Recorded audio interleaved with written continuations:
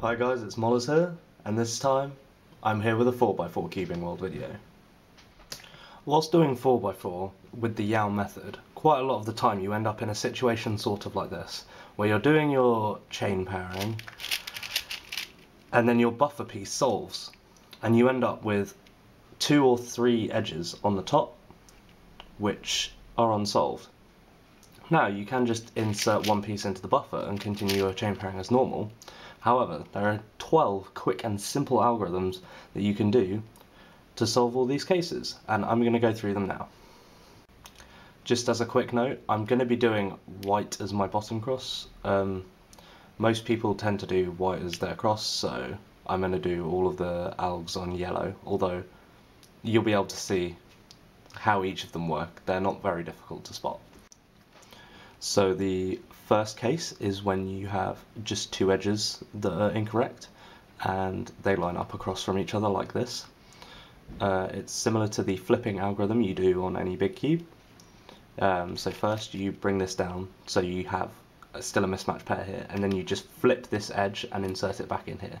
So hedge slammer, and then you just insert this back into here using RU. So this orange and blue will go here, and this yellow and red will go here, so they line up with these pieces. And then you just bring this slice back up because you want to keep the cross aligned. So that's the first one. So the next one is also 2 edges, but this time they're across from each other. So these 2 need to join, and these 2 need to join. There's 2 ways you can do this, but there's one I much prefer, which is just an A9 commutator. If you look at 3x3, it's the same algorithm as this, but with wide turns. So some people might do this call for this algorithm. So x prime.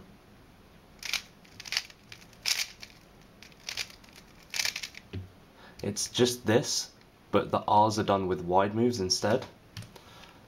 So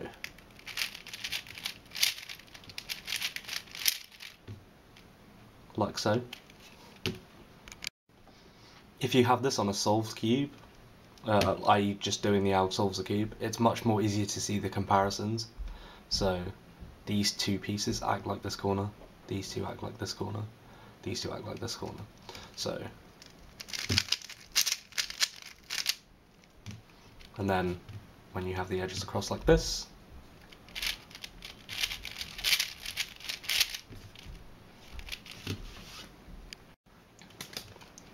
so the next one is, again, 2 edges, but this time they're adjacent, so these 2 swap and these 2 swap. This acts like a very common COLL, this L case, so you can see the correspondence here, this corner to these 2 pieces, this corner to these 2 pieces, and this corner to these 2 pieces. So it's done exactly the same way as the last one, with wide turns instead of normal turns on a 3x3. So this is just done with wide turns.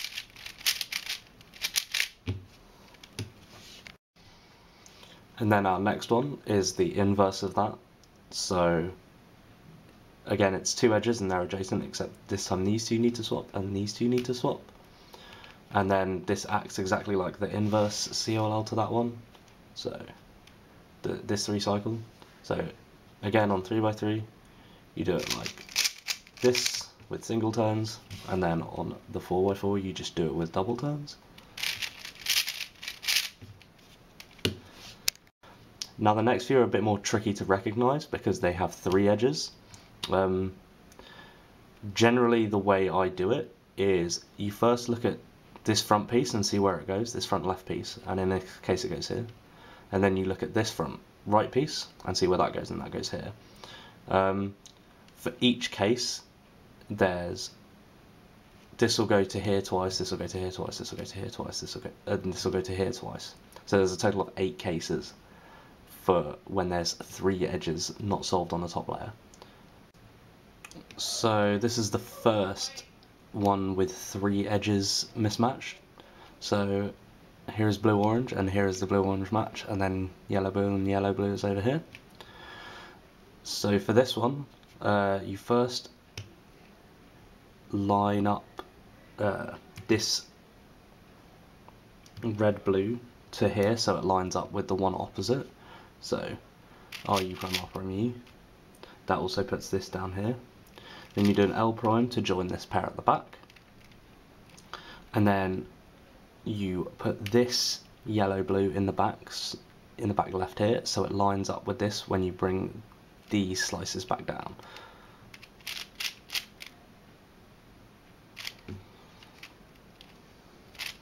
And then it pairs that one up as well.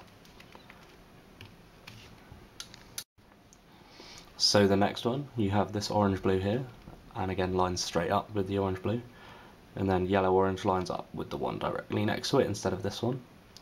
So this, you start by doing U, B, and then 3 layers of R wide prime, and that sets up your edges to be here, here, and here.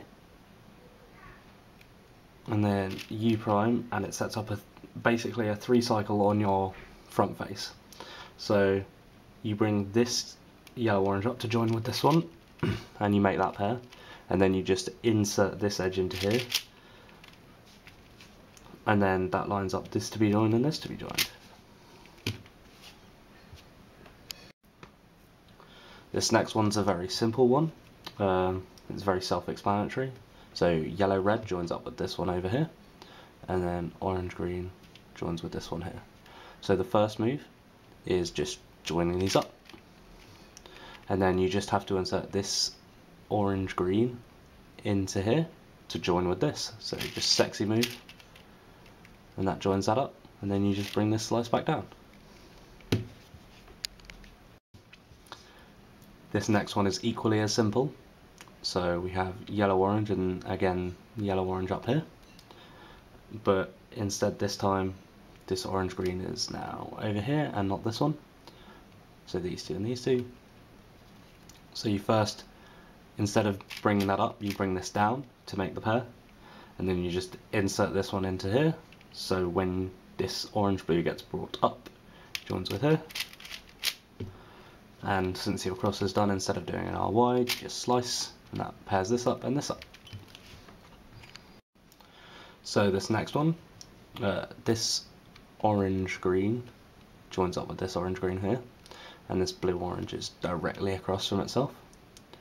So the first thing you want to do is move this yellow green to here, so when you slice it joins up with this. So you do this by doing this, and then slice to make this pair at the back, and then you insert this into this back piece, so when you bring it back down, this orange green joins, so you need this orange green to go here,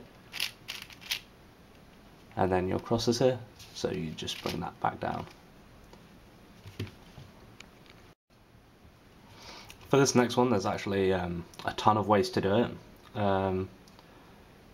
The first one, you do a big R wide and sets up stuff on the back. I'll leave that alg up on the screen here somewhere so you can see it, but personally I don't like that one. There's actually a much simpler way to do it, and is really obvious.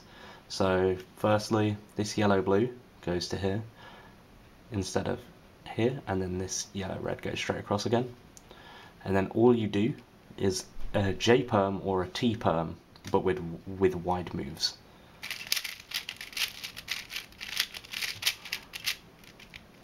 And then it solves all of them. T perm works as well. So these two and these two.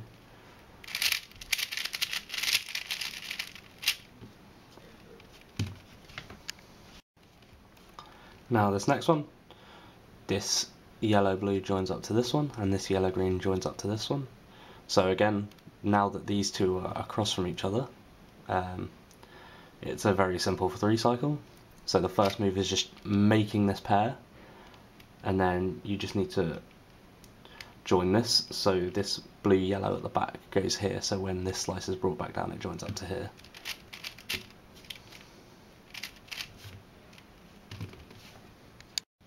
Now this next one is the last one, so this yellow blue joins up to this one back here, and then again the red yellow is across from each other. So you start by bringing this down to make this pair, and then you just insert this into here, so this blue yellow is up in this slot when you bring it back up.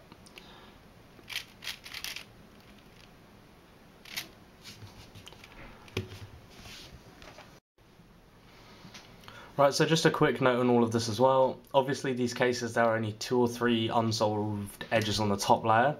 However, occasionally you can end up with all 4 unsolved. The best way to deal with this, in my opinion, is to do one of the 5 or 6 move 3 cycles one, just to solve a single edge, and then do whatever case remains after that. It's a bit tricky to recognise at first, so it requires a bit of practice, but I mean, continuing the chain pairing, like just putting one of the unsolved edges into your buffer, isn't too horrendous, but with 4 edges unsolved, I'm pretty sure you have to do at least 1 flipping alg. So just doing the 6 mover and then like one of the 5 or 6 movers, and then just doing whatever case remains is probably the best.